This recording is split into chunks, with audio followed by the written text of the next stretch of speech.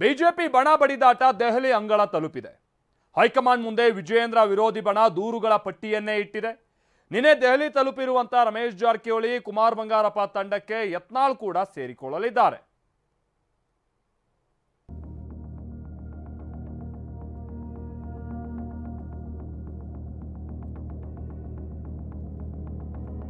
ದೆಹಲಿಯಲ್ಲಿ BJP rebels ಬಣ ಠಿಕಾಣಿ, ಹೈಕಮಾಂಡ್ಗೆ ದೂರು.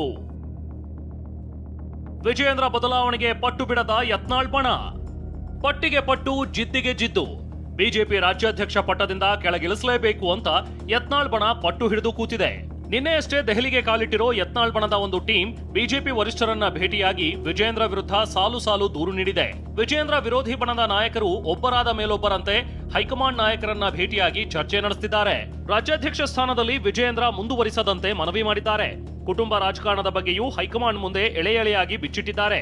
ನಿನ್ನೆಯಷ್ಟೇ ರಮೇಶ್ ಜಾರಕಿಹೊಳಿ ಬಿಜೆಪಿ ಅಧ್ಯಕ್ಷ ಜೆಪಿ ನಡ್ಡಾರನ್ನ ಭೇಟಿಯಾಗಿ ವಿಜಯೇಂದ್ರರನ್ನ ಕೆಳಗಿಳಿಸಲು ಸುದೀರ್ಘ ದೂರು ಸಲ್ಲಿಸಿದ್ದಾರೆ. ಇಂದು ಬಿಜೆಪಿ ರಾಷ್ಟ್ರೀಯ ಸಂಘಟನಾ ಕಾರ್ಯದರ್ಶಿ ಬಿಎಲ್ ಸಂತೋಷ್ರನ್ನ ಭೇಟಿಯಾದ ಕುಮಾರ್ ಬಂಗಾರಪ್ಪ ಕೂಡ ವಿಜಯೇಂದ್ರ ವಿರುದ್ಧ ದೂರು ನೀಡಿದ್ದಾರೆ.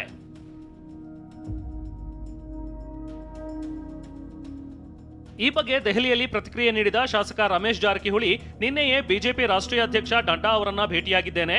ವಿಜೇಂದ್ರ ರೀತಿಯಲ್ಲಿ ಹತಾಶೆ ಭಾವನೆಯಲ್ಲಿ ಮಾತನಾಡಲ್ಲ. ನಮ್ಮ ಪಕ್ಷದ ಹೈಕಮಾಂಡ್ಗೆ ಮನವರಿಕೆ ಮಾಡಿಕೊಟ್ಟಿದ್ದೇವೆ. ಅವರು ಏನ್ ನಿರ್ಧಾರ ಮಾಡ್ತಾರೋ ತಲೆಬಾಗಿ ಸ್ವೀಕರಿಸ್ತೀವಿ ಅಂತ ಹೇಳಿದ್ದಾರೆ. ನೋಡಿ, ಹೈಕಮಾಂಡ್ ಭೇಟಿ ನೀನು ರಾತ್ರಿ ಭೇಟಿಯಾಗಿದ್ದು ಅಂದರೆ ಇನ್ನೂ ರಾತ್ರಿ 11 ಗಂಟೆಗೆ ಒಂದು ಇಬ್ಬರು ಪ್ರಮುಖರು ಭೇಟಿಯಾಗಿದ್ದೇವೆ. ನಾವು ಈ ಕೊನೆ ಅಂತಿರೋದ್ರಿಂದ ನಾವು ಮಾಧ್ಯಮ ಮುಂದೆ ಬಂದು ನಾವು ನಮ್ಮ ಸನ್ಮಾನ್ಯರು ಈಗ ಕೆಲವೊಬ್ಬರು ತಮ್ಮ ಹತಾಶೆ ಭಾವನೆ ಮಾತಾಡ್ತಾರಲ್ಲ, ಆ ಟೈಪ್ ಮಾತಾಡೋಂಥ ಸನ್ನಿವೇಶ ಇಲ್ಲ. ನಾವು ಈಗಾಗಲೇ ನಮ್ಮ ಎಲ್ಲ ಹೈಕಮಾಂಡ್ಗೆ ಮನವರಿಕೆ ಮಾಡಿಕೊಟ್ಟಿದ್ದೇವೆ. ಅವ್ರ ಕೊನೆಯ ತೀರ್ಮಾನ ಏನು ತೊಗೊಂಡಾಗ ಅದನ್ನು ತಲೆಬಾಗಿ ನಾವು ಸ್ವೀಕಾರ ಮಾಡ್ತೀವಿ. ನಿನ್ನೆ ಭೇಟಿಯಾಗಿದ್ದೆ. ಭೇಟಿಯಾಗಿದ್ದೆ ನಾ ಭೇಟಿ ಕುಮಾರ್ ಭೇಟಿಯಾಗ್ರ ನಾಮೇ ಲಾಸ್ಟ್. ಇನ್ನು ಮತ್ತೊಂದು ಕಡೆ ಕುಮಾರ್ ಬಂಗಾರಪ್ಪ ದೆಹಲಿಯಲ್ಲಿ ಪ್ರತ್ಯೇಕವಾಗಿ ಬಿಜೆಪಿ ರಾಷ್ಟ್ರೀಯ ಪ್ರಧಾನ ಸಂಘಟನಾ ಕಾರ್ಯದರ್ಶಿ ಬಿಎಲ್ ಸಂತೋಷ್ ಅವರನ್ನ ಭೇಟಿಯಾಗಿ ಚರ್ಚೆ ನಡೆಸಿದ್ದಾರೆ. ಇನ್ನು ನಿನ್ನೆಯಷ್ಟೇ ತಮ್ಮ ತಂಡವನ್ನ ದೆಹಲಿಗೆ ಕಳಿಸಿರೋ ಯತ್ನಾಳ್ ಇಂದು ಹೈಕಮಾಂಡ್ ಭೇಟಿಗೆ ತೆರಳಿದ್ದಾರೆ. ಇದಕ್ಕೂ ಮುನ್ನ ಕಲಬುರಗಿಯಲ್ಲಿ ಮಾತನಾಡಿದ ಯತ್ನಾಳ್, ಮೊದಲು ರಾಜ್ಯ ಬಿಜೆಪಿ ಘಟಕದ ಅಧ್ಯಕ್ಷ ಸ್ಥಾನಕ್ಕೆ ಚುನಾವಣೆ ಆಗಲಿ, ಅಲ್ಲಿವರೆಗೂ ಕೈ ಮುಗಿದುಕೊಂಡು ಓಡಾಡ್ಲಿ ಅಂತ ವಿಜಯೇಂದ್ರಗೆ ತಿರುಗೇಟು ಕೊಟ್ಟಿದ್ದಾರೆ. ಅಲ್ಲದೆ ಬಿಜೆಪಿ ಕೆಲ ನಾಯಕರು ಕಾಂಗ್ರೆಸ್ ಜೊತೆ ಹೊಂದಾಣಿಕೆ ಮಾಡಿಕೊಂಡಿದ್ದಾರೆ ಅಂತ ಗಂಭೀರ ಆರೋಪ ಮಾಡಿದ್ರು. ಚುನಾವಣೆ ನಡೆಯುತ್ತೆ, ನಾನೇ ರಾಜ್ಯಾಧ್ಯಕ್ಷನಾಗಿ ಮುಂದುವರಿತಿದೆ ಅಂತಕ್ಕಂಥ ಯಾರು ಬೇಡ ಅಂದಾರೆ. ಚುನಾವಣೆ ಆಗಲ್ಲ, ಪ್ರಜಾತಂತ್ರ ಐತ್ರಿ, ಹಂಗೆ ಬಿಡುದಿಲ್ಲ. ಕೈ ಮುಖ ತಗೊಳ್ಳಿ, ನೋಡ್ರಿ, ಓಟ್ ಹಾಕ್ರಿ. ಮತದಾನದ ಮಹತ್ವ ಗೊತ್ತಾಗಬೇಕು. ಜಿಲ್ಲಾಧ್ಯಕ್ಷನಿಗೆ ಅಷ್ಟು ಗೌರವ ಐತಿ.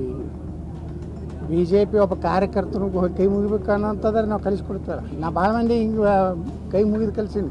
ಉಮೇಶ್ ಯಾದವ್ ಸೋತರು, ಬರೀ 25 ಸಾವಿರ ಸೋತರು. 3 ದಿವಸದಲ್ಲೇ ವಿಜೇಂದ್ರ ಇತ್ತಲ್ಲ, ಯಾಕೆ ಪ್ರಚಾರಕ್ಕೆ ಹೋಗಲಿಲ್ಲ? ಅವ್ರ ಬೀಗರ ಮನೆಗೆ ಹೋಳಿಗೆ ತುಪ್ಪ ತಿನ್ಕೋತ ಕೂತಲ್ಲ. ಖರ್ಗೆನ ವಿರುದ್ಧ ಇವ್ರು ಮಾಡೋದಿಲ್ಲ, ಖರ್ಗೆ ಇದ್ರೆ ಶಿವಮೊಗ್ಗಕ್ಕೆ ಹೋಗೋದಿಲ್ಲ. ನಿಮ್ಗೆ ನಮ್ಗೆ ಉಚ್ಚುಗಟ್ಟೆ ತಿಳ್ಕೊಂಡ್ರೆ ಖರ್ಗೆನ ವಿರುದ್ಧ ಯಡಿಯೂರಪ್ಪ ಬರೋದಿಲ್ಲ, ಯಡಿಯೂರಪ್ಪನ ವಿರುದ್ಧ ಖರ್ಗೆ ಅಲ್ಲಿ ಹೋಗುದು. ಇಷ್ಟಕ್ಕೆ ಸುಮ್ಮನಾಗದ ಯತ್ನಾಳ್, ಶ್ರೀರಾಮುಲು ರಾಜ್ಯ ಬಿಜೆಪಿ ಅಧ್ಯಕ್ಷರಾದ್ರೆ ತಕರಾರಿಲ್ಲ ಅಂತ ಹೊಸ ಬಾಂಬ್ ಸಿಡಿಸಿದ್ದಾರೆ. ಲಿಂಗಾಯತ ಹಿಂದೂ ಕೋಟಾ ಬೇಕಂದ್ರೆ ಐ ಆಮ್ ರೆಡಿ. ಯಾರು ಬೇಕಾದವ್ರ ವಿರುದ್ಧ ರೆಡಿ. ಶ್ರೀರಾಮುಲು ಆದ್ರೆ ನಮ್ಮನ್ನ ತಕರಾರು ಇಲ್ರಿ, ಭಾಳ ಚಲೋನೇ ಆಯ್ತು. ನಮ್ಮ ಮನುಷ್ಯನೇ ಅವರು, ವಾಲ್ಮೀಕಿ ಜನಾಂಗದ ಒಬ್ಬ, ಆದ್ರೆ ಏನು ತಪ್ಪೇನೈತಿ. ಯತ್ನಾಳ್ ಬಣದ ಬಿಜೆಪಿ ನಾಯಕರದ್ದು ಒಂದೇ ಬೇಡಿಕೆ, ರಾಜ್ಯಾಧ್ಯಕ್ಷ ಸ್ಥಾನದಿಂದ ವಿಜಯೇಂದ್ರರನ್ನ ಕೆಳಗಿಳಿಸಬೇಕು.